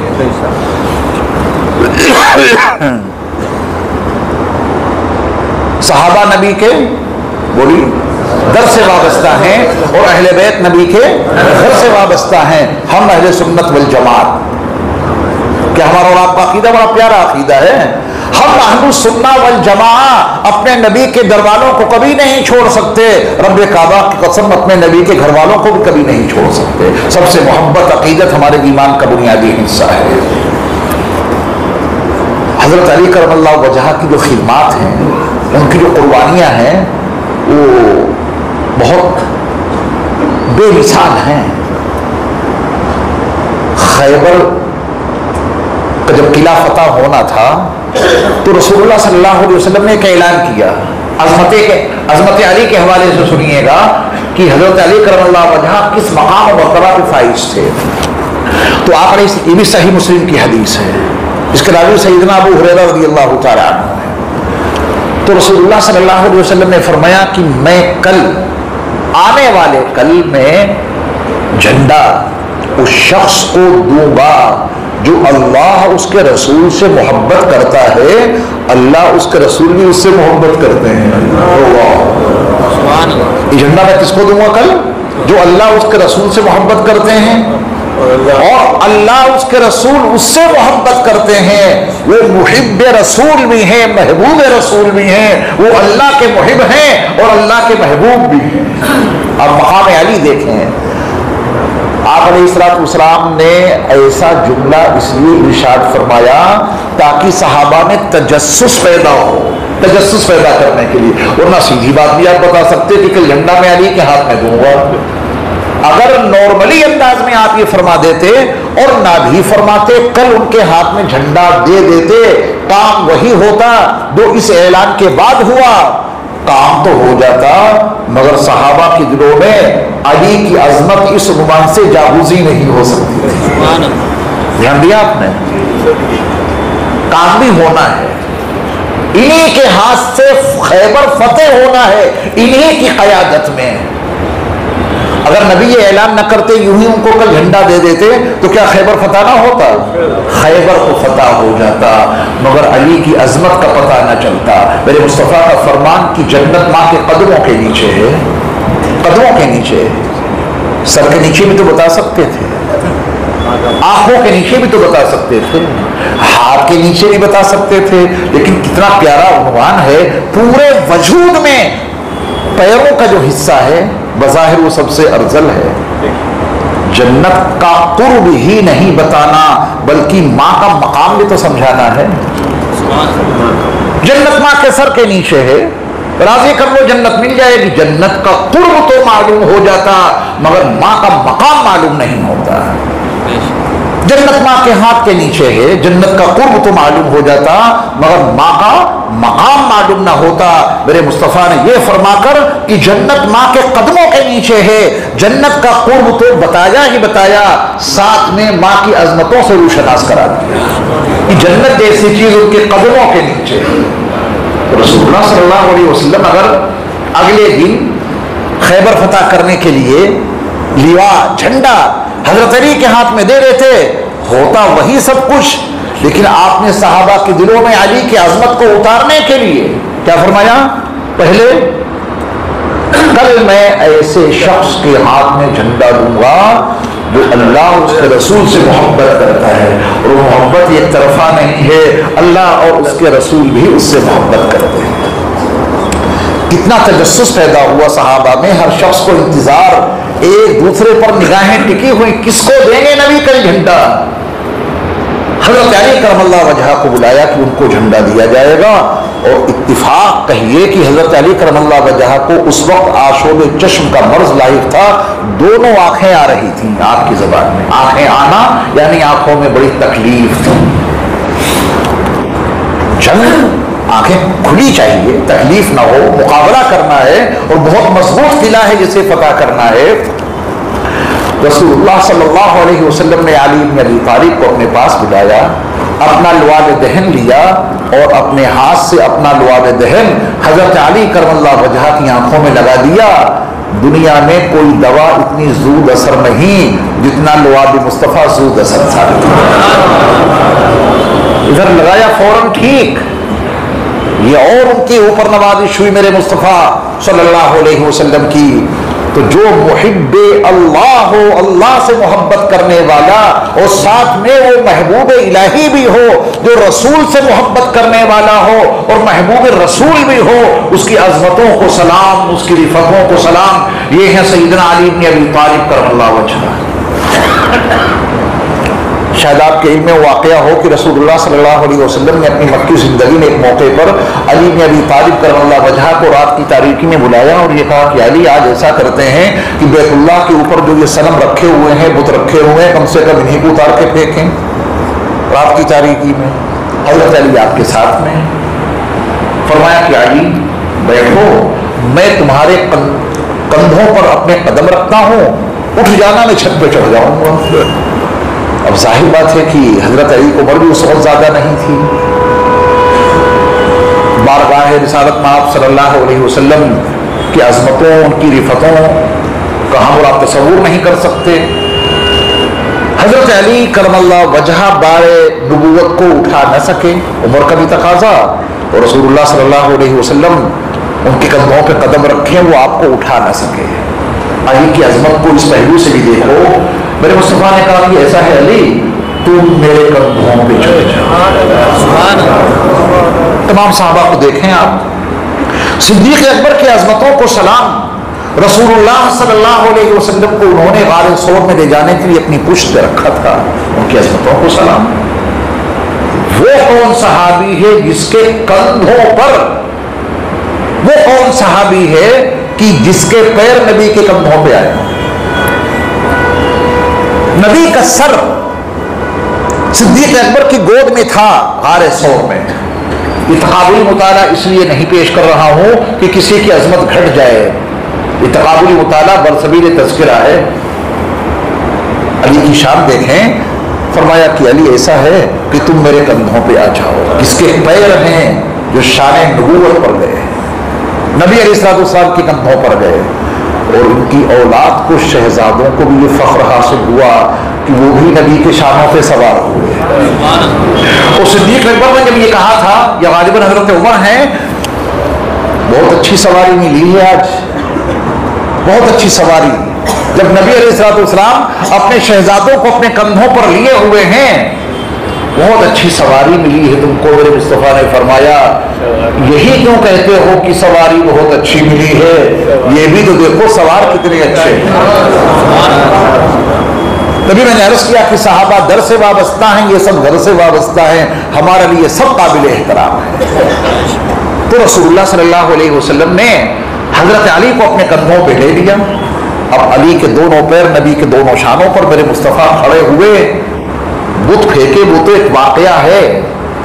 اس نسبت کے نتیجے میں علی کو رضی اللہ تعالی عنہ جو علو ملا, جو بلندی ملی, اس کو علی کی زبانی سنیے. حضرت علی فرماتے ہیں کہ جب رسول اللہ صلی اللہ علیہ وسلم کے شانوں پر میرے قدم آئے اور آپ مجھے لے کر اٹھے, میں نے اوپر دیکھا تو مجھے محسوس ہوا کہ میں آسمان سے بالکل قریب آ گیا ہوں. وَلَوْ شِئْتُ لَمِلْتُ السَّمَاءَ, اگر میں چاہتا تو آسمان کو چھو لیتا. یہ کیا ہے؟ یہ نبی کے شانوں پہ علی کے قدموں کے آنے پر ان کے ذہن کو, ان کی فکر کو, ان کی سوچ کو اللہ نے ایسی بلندی عطا فرمائی کہ وہ فرماتے ہیں کہ میں آسمان کے بالکل قریب پہنچ چکا, اگر میں چاہتا تو آسمان کو پکڑ لیتا. تو حضرت علی کرم اللہ وجہہ کی بڑی خصوصیات ہیں, آپ کے بڑے فضائل اور بڑے مناقب ہیں.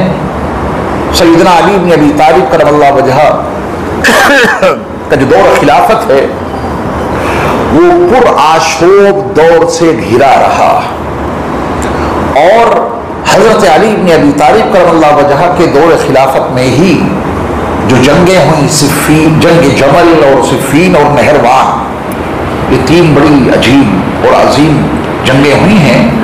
اور ان میں صحیح بخاری کی حدیث 2812 آج کے دور میں عصر حاضر کا یہ نہایت حساس موضوع بنا ہوا ہے. جس کو دیکھو وہ اس حدیث کے پیچھے پڑا ہوا ہے. اس آپ وہ بخاری شریف کی حدیث نمبر 2812 کیا ہے؟ عمار ابن یاسر رضی اللہ تعالی عنہ مسجد نبوی کی تعمیر میں مصروف عمل تھے, ڈبل کام کر رہے تھے.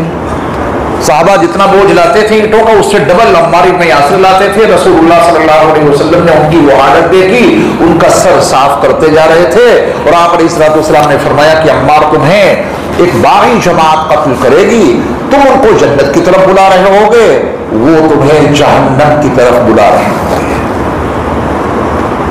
یہ بخاری میں 2812 حدیث نمبر ہے اور یہ وہاں موجود ہے. ان لوگوں کا کہنا ہے کہ مولویوں نے حدیثوں کو چھپا کے رکھا, ہم تمہیں بتاتے ہیں. صحیح حدیث ہے, بخاری کی ہے. سیاق و سباق سے ہٹا کر فیت باغیہ کا فیصلہ کر دیا حضرت امیر معاویہ رضی اللہ تعالیٰ عنہ کی جماعت کے بارے میں کہ وہ ہے باغی جماعت, نعوذ باللہ من ذالک. اور اس باغی جماعت نے حضرت عمار ابن یاسر کو قتل کیا. حضرت عمار ابن یاسر جنگ لڑ رہے تھے حضرت علی کی طرف سے, اور حضرت امیر معاویہ رضی اللہ تعالی عنہ کے لوگوں نے ان کو قتل کر دیا. نبی نے تو پہلے ہی بتا دیا تھا کہ عمار ابن یاسر تمہیں ایک باغی جماعت قتل کرے گی. یہ بات آپ کن سے سننا چاہتے ہیں؟ ان لوگوں سے جن کا علمی سلسلہ منقطع ہے, یا ان لوگوں سے جن کا علمی سلسلہ یہاں سے چلتا ہے اور مستند حوالوں سے بارگاہ مصطفیٰ تک پہنچ جاتا ہے؟ کس سے سننا چاہتے ہیں؟ اور آپ نے یہ باتیں ان سے سنی جو اہل سنہ والجماعہ سے خارج ہیں, وہ آپ کو اتنا گمراہ کر دیں گے, اتنا بہکا دیں گے کہ حضرت امیر معاویہ آپ کو باغی نظر آنے لگیں گے, حضرت امیر معاویہ کی پوری جماعت آپ کو باغی دکھائی دینے لگے گی. اور ایک اطلاع کے مطابق کہاں تک اس میں صداقت ہے بنگلور کی سرزمین پر سیدنا امیر معاویہ رضی اللہ تعالیٰ عنہ کا پتلا پھونک دیا بدبختوں نے. یہ ایک دم سے ریئیکشن نہیں ہوا، اس کے پیچھے ایک مستقل محنت ہے، اس کے پیچھے ایک سعی پیہم اور جہد مسلسل ہے. افکار و نظریات کو بگاڑنے کی پوری کوشش کی گئی. امت اس اسٹیج پہ پہنچ گئی کہ حضرت امیر معاویہ رضی اللہ تعالیٰ عنہ کا پتلا بنایا، اس میں آگ لگا دی احتجاج کرتے ہوئے. یہ کس کا نتیجہ ہے؟ اس حدیث کا.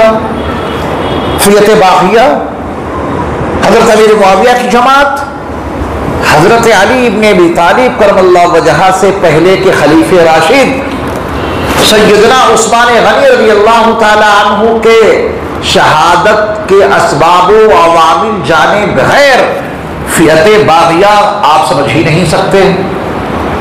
فیت باغیہ کا مطلب مکمل ایک جماعت جو بغاوت پہ آمادہ ہو.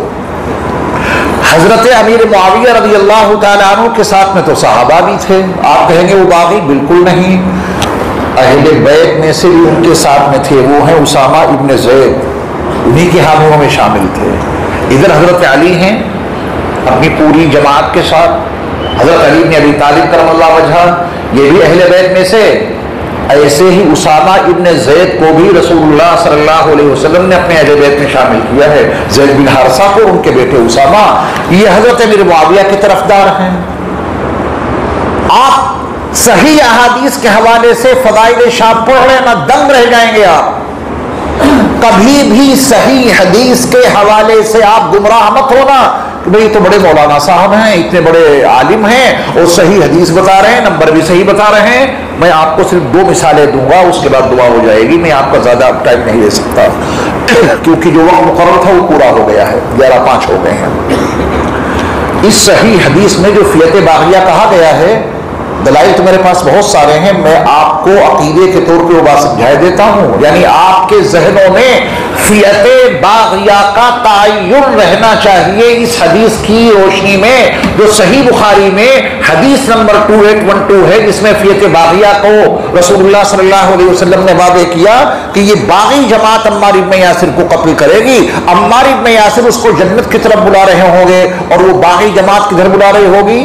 تمہیں جہنم کی طرف. یہ صحیح بخاری کی حدیث ہے، طرح طرح سے اس کے جوابات دیے گئے. لیکن میں آپ کو اہل السنہ والجماع کے حوالے سے ایک بنیادی بات بطور عقیدے کے سمجھا دیتا ہوں. یہ کون سی ہے فیت باغیہ؟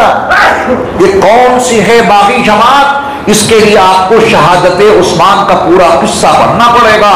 حضرت عثمان ابن عفان رضی اللہ تعالیٰ عنہ کی شہادت کتنا مساعد حالات میں ہوئی مدینہ منورہ میں. کہاں کہاں کے لوگ آئے تھے؟ یہ مصر کے لوگ مدینہ میں کیسے آ گئے؟ یہ اور دیگر مقامات سے لوگوں کا جمگھٹا مدینہ میں کیسے لگ گیا؟ اور تاریخ وہ منتخب کی قتل عثمان کے لیے جب مدینہ کے اکثر صحابہ حج کے لیے گئے ہوئے تھے. بس آپ یہ سمجھیں کہ دیگر ملکوں سے سیدنا عثمان ابن عفان کو شہید کرنے کے لیے جو ٹیم آئی تھی، عبداللہ ابن سرا کی محنتوں کے نتیجے میں حضرت عثمان غنی کے خلاف جو جماعت تیار ہوئی تھی، یہ ہے فیت باغیہ، یہ ہے باغی جماعت. اور نبی صلی اللہ علیہ وسلم نے جس فیت باغیہ کا تذکرہ اس حدیث میں کیا ہے وہ کوئی ڈھکی چھپی جماعت نہیں تھی. حضرت عثمان کی شہادت کے ساتھ میں ہی وہ فیت باغیہ باغی جماعت وجود میں آ گئی تھی اور تمام صحابہ کے درمیان اس باغی جماعت کو فیت باغیہ کے نام سے جانا اور پہچانا جا رہا تھا. جنگ جمل کا سیاق و سباق پڑھ لینا، فیت باغیہ کی ساری کارکردگی آپ کے سامنے آ جائے گی.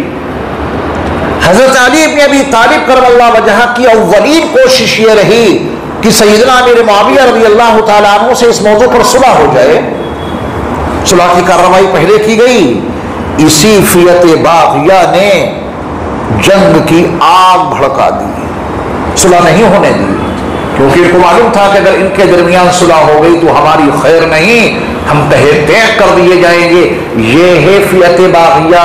اور اسی باغی جماعت نے حضرت عمار ابن یاسر رضی اللہ تعالیٰ عنہ کو شہید کیا ہے. کہاں باغی جماعت جو دیگر ملکوں سے آ کر کے مدینہ منورہ پہ چڑھائی کرتے ہیں، حضرت عثمان کو شہید کر دیتے ہیں بھوک اور پیاس کی حالت میں. جب وہ شہید ہوئے ان کا خون قرآن مجید کی اس آیت پہ گرا تھا فَسَيَكْفِيكَهُمُ اللَّهُ، کیونکہ اس وقت وہ قرآن کی تلاوت کر رہے تھے۔ آپ اندازہ کریں کہ وہ عثمان غنی جو ذوالنورین ہیں، نبی نے جن کو اپنی 2 بیٹیاں عطا کی ہیں، جن کے خرچے صرفے پہ مدینے والوں کو پانی ملا تھا، یہودی سے کنواں خرید کر کے آپ نے وقف کیا تھا، جنت کی نہروں کی بشارت آپ کے لیے، کتنی عظمتوں کے حامل ہیں۔ مصحف عثمانی کا آپ مطالعہ کریں، ان کی خدمات آپ پڑھیں۔ ان کو کس نے قتل کیا تھا؟ جس دن آپ نے حضرت علی ابن ابی طالب کرم اللہ وجہہ کی خلافت سے پہلے خلیفہ راشد حضرت عثمان غنی رضی اللہ تعالیٰ عنہ کو شہید کرنے والے باغیوں کو جس دن آپ نے سمجھ لیا، اسی دن اور اسی وقت آپ کی سمجھ میں بخاری کی صحیح حدیث 2812 آ ہی جائے گی۔ یہ ہے باغی جماعت جس کے بارے میں رسول اللہ صلی اللہ علیہ وسلم نے فرمایا تھا کہ عمار تمہیں ایک باغی جماعت قتل کرے گی۔